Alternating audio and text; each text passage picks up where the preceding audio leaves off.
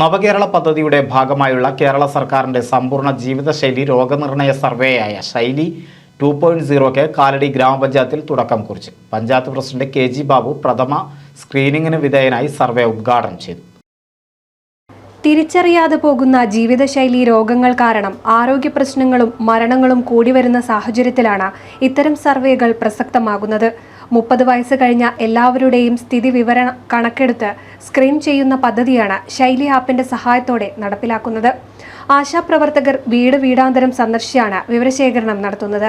സർവേയിൽ പ്രധാനമായും പ്രമേഹം, ഉയർന്ന രക്തസമ്മർദ്ദം, ഹൃദയ സംബന്ധമായ രോഗങ്ങൾ, ക്ഷയരോഗം, മറ്റ് ശ്വാസകോശ രോഗങ്ങൾ, ക്യാൻസർ, മാനസികാരോഗ്യം, കുഷ്ഠരോഗം, മറ്റ് ജീവിതശൈലി രോഗങ്ങൾ എന്നിവയ്ക്ക് കാരണമാകുന്ന ജീവിതചര്യകളെക്കുറിച്ചും രോഗലക്ഷണങ്ങളെക്കുറിച്ചും ഉള്ള ചില ചോദ്യങ്ങൾ വ്യക്തികളോട് ചോദിക്കുകയും വിവരം ശേഖരിക്കുകയുമാണ് ചെയ്യുന്നത്.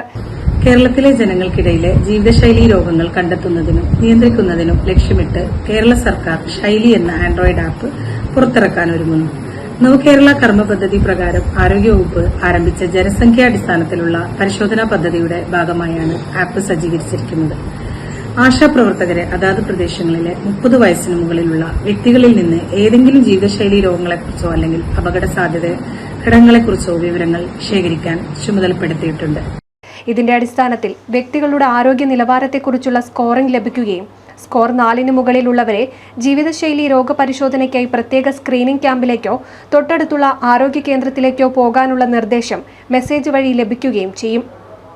ഇതിൽ ലഭ്യമാകുന്ന കണക്കുകൾ വച്ച് ജീവിതശൈലി രോഗങ്ങൾ നിയന്ത്രിക്കുന്നതിനും കുറയ്ക്കുന്നതിനുമെല്ലാമുള്ള പദ്ധതികൾ ഒരുക്കാൻ സാധിക്കുമെന്ന് മെഡിക്കൽ ഓഫീസർ സാജിദ പൈക്കാടൻ അറിയിച്ചു.